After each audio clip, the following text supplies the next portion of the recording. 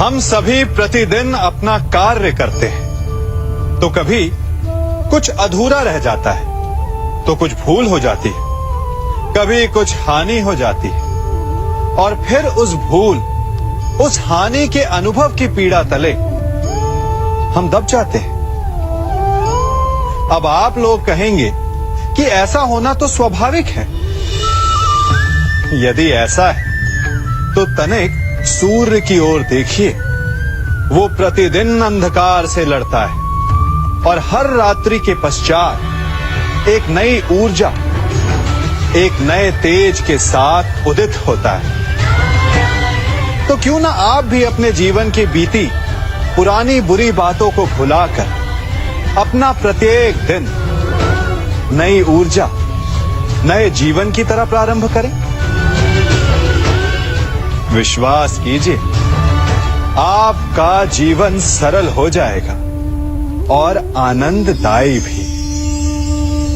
वृक्ष जब फलता है तो कितना सुंदर लगता है। उसकी डालियां झुक जाती हैं। जितने अधिक फल उतनी झुकी डालियां। कारण वृक्ष कहता है कि मेरे इन फलों को तोड़ो, उसका आनंद लो। इससे एक ओर हमें वृक्ष के मीठे फल खाने को मिलते हैं, तो दूसरी ओर वृक्ष के स्वयं का बोझ कम हो जाता है।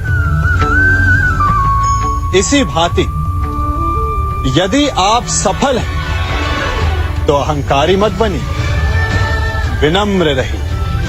ये विनम्रता ही आपके बोझ को कम करेगी। और यदि आप विनम्र ना रहे, झुके नहीं, तो आप अपनी ही सफलता के फलों के बोझ से टूट कर गिर जाएंगे। समय बदलता है, ऋतुएं बदलती हैं। जब गर्मियां होती हैं तो हम उलाना करते हैं कि बड़ी गर्मी है, बारिशें कब आएंगी।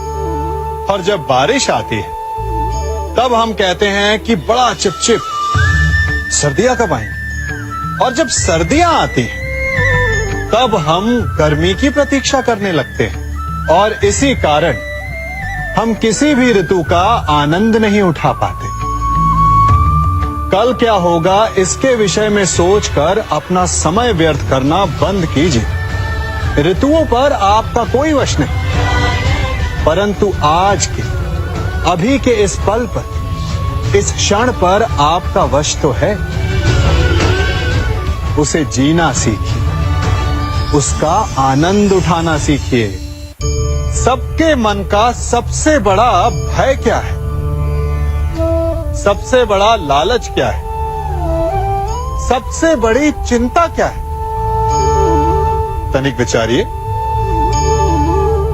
सबके मन का सबसे बड़ा भय, सबसे बड़ी चिंता है मृत्यु। सभी सोचते हैं, सभी भय खाते हैं कि कहीं मृत्यु ना आ जाए। सभी लालच करते हैं कि कुछ दिन और जीने को मिल जाए। सभी आशा करते हैं कि वे कभी ना मरे। और इसी मृत्यु के भय के कारण ही आप उस जीवन की उपेक्षा कर देते हैं जिसे आप जी रहे हैं। क्या कभी आपने सोचा कि आप मृत्यु से भयभीत क्यों होते हैं? क्योंकि आप जीवन में वो कर नहीं पाए जो आप करना चाहते हैं।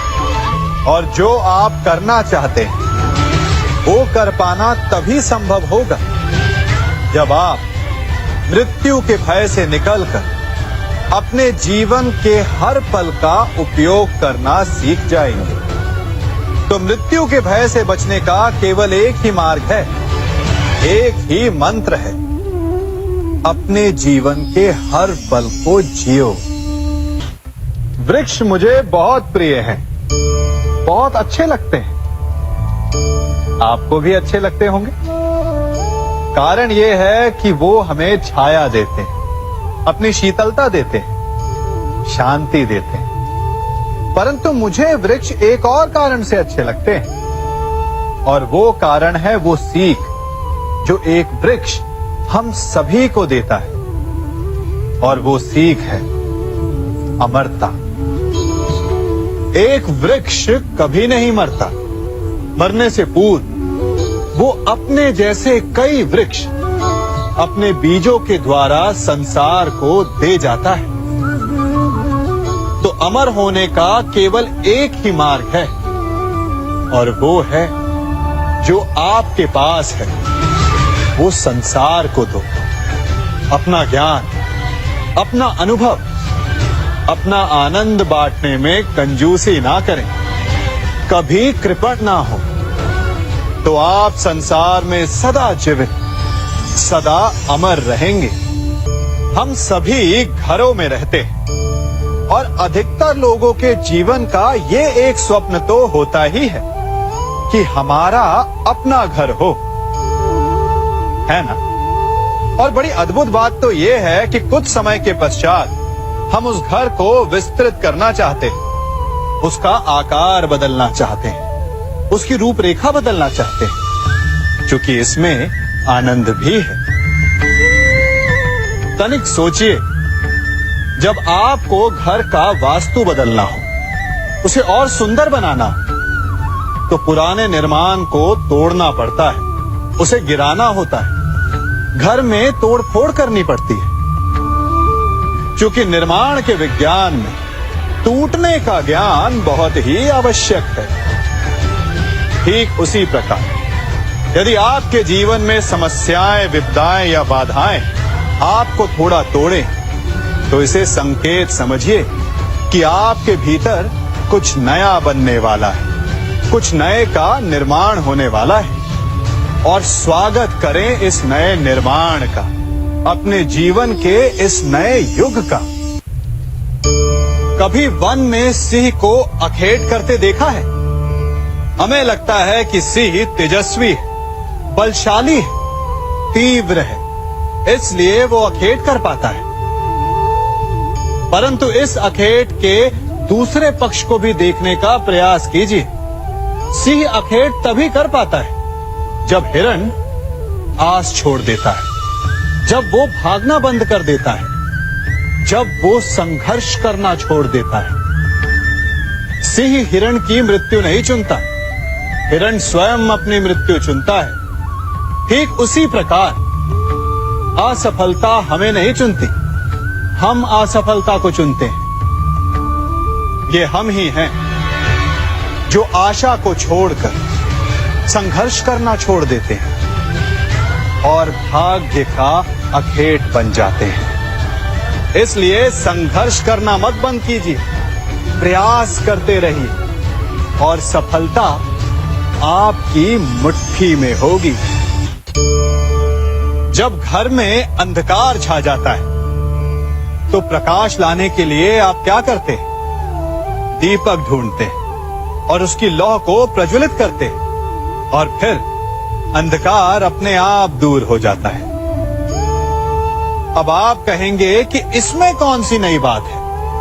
यदि अंधकार को दूर करना है तो दीपक की लौ को प्रज्वलित तो करना ही पड़ता है। यही बात तो समझने की है। यदि अंधकार से लड़ना है तो अंधकार का सहारा नहीं लिया जा सकता, उसके लिए प्रकाश की आवश्यकता होती है।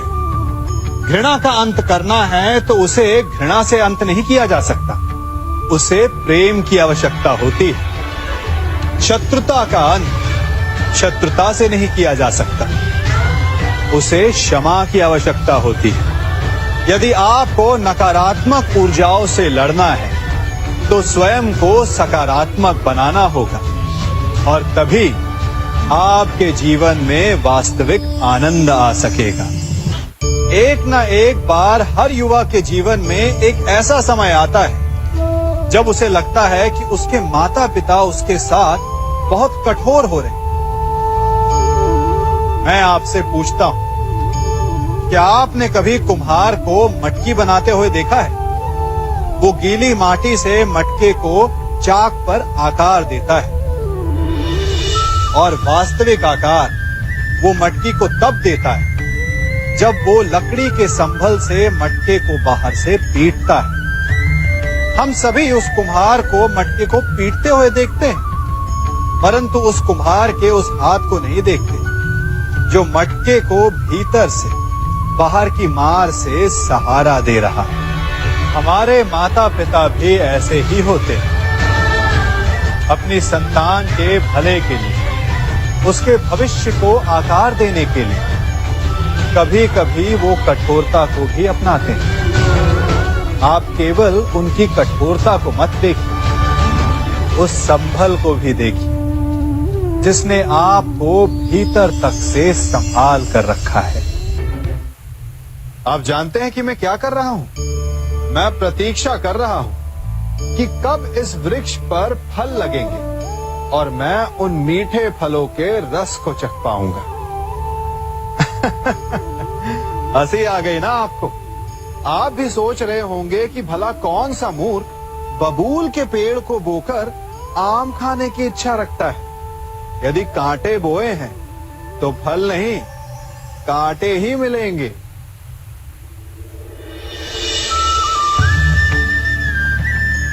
देखा, रक्त बह गया। ठीक ऐसा ही हमारे कर्मों के साथ होता है। हमारे बुरे कर्मों का फल कभी शुभ नहीं हो सकता। जो हाथ अस्मिता लूटने को आगे बढ़ेंगे, उन हाथों को कटना होगा। जो दृष्टि बुरी बनकर स्त्री पर पड़ेगी, उन्हें अनजान नहीं रक्त के अश्रु भोगने होंगे। जिसने अपने जीवन में छल किया, उसे अपने ही छल के भार तले दब कर मिट जाना होगा। समय रहते जिसकी आंखें नहीं खुली, समय उसकी आंखें बंद कर देता है। इन भिन्न भिन्न प्रकार के पात्रों को देख रहे हैं आप? क्या आप बता सकते हैं कि इन पात्रों में क्या रखा है? आपको लग रहा होगा कि इसमें भिन्न भिन्न प्रकार के द्रव्य है ना? परंतु ऐसा नहीं है। इन सभी में एक ही जल है। देखिए,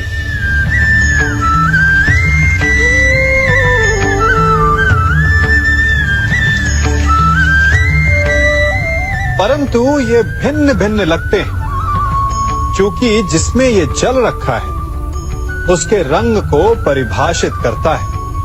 अब यूं समझिए कि इस पात्र में रखा जल हम हैं और ये पात्र वो संगति है जिसमें हम रहते हैं।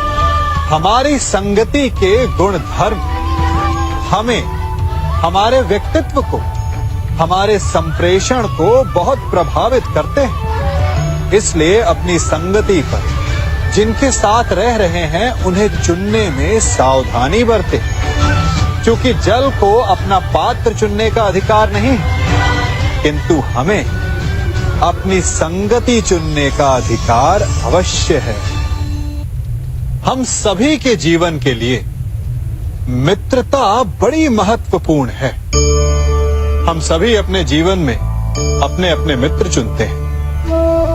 मित्र वो होता है जिसके साथ रहने में, जिसके साथ समय बिताने में आनंद मिले। किंतु क्या मित्रता का अर्थ केवल इतना ही है? मित्रता होनी चाहिए जल और दूध की भांति।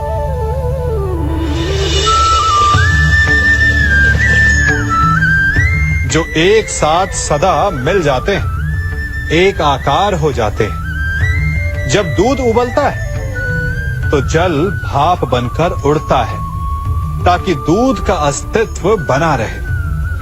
जब यह मिश्रण उफनता है तब दूध पात्र से पहले गिरता है ताकि वो जल को बचा सके। मित्रता भी इसी प्रकार होती है, किंतु यदि दूध में तनिक भी खटास आ जाए तो वो दूध को फाड़ देती है। ठीक इसी प्रकार यदि मित्रता में संदेह आ जाए तो वो मित्रता को समाप्त कर देता है। इसलिए मित्र बनाएं, किंतु झूठे संदेह से सावधान रहें। जब सागर का जल वाष्प बनकर उड़ता है तब वो हमें दिखाई नहीं देता, मेघ उस जल को अपने भीतर छिपा लेते हैं, लंबी यात्रा करते हैं, प्रयास करते हैं कि वो जल सदा उनके भीतर छिपा रहे। परंतु जब वायु का वेग उन्हें उड़ाकर किसी पर्वत से ले जाकर के टकरा देता है, तब उन मेघों को बरसना ही पड़ता है, क्योंकि यही नियति है, यही प्रकृति है। क्योंकि जल को सागर में जाकर मिलना ही है। ठीक ऐसा ही हमारे साथ भी होता है। हम सत्य अपने मन के मेघों में चाहे जितना छिपाने का प्रयास कर लें, परंतु समय की आंधी उसे वास्तविकता के पर्वत से ले जाकर के टकराकर हमारे समक्ष ले ही आती है। जिस भय के कारण आप सत्य को सामने नहीं लेकर आना चाहते, एक दिन वही भय हमारे समक्ष आकर खड़ा हो जाता है और फिर हम लाचार हो जाते हैं, क्योंकि हमने उस भय का सामना करने की तैयारी नहीं की होती। इसलिए सत्य से भागे नहीं, उसे छिपाए भी नहीं, उसे स्वीकार करें। भविष्य की बड़ी विपत्ति से बच जाएंगे। वृक्ष से टूटकर गिरे पत्ते को तो आप सभी ने देखा होगा। वो कुछ ही देर में मुरझा जाता है, पीला पड़ जाता है, सूख जाता है। वायु का वेग उसे उड़ाकर कहीं और ले जाता है, पैरों तले पिसता है, वर्षा के जल में गलता है। तो क्या यही अंत है? नहीं, इसके पश्चात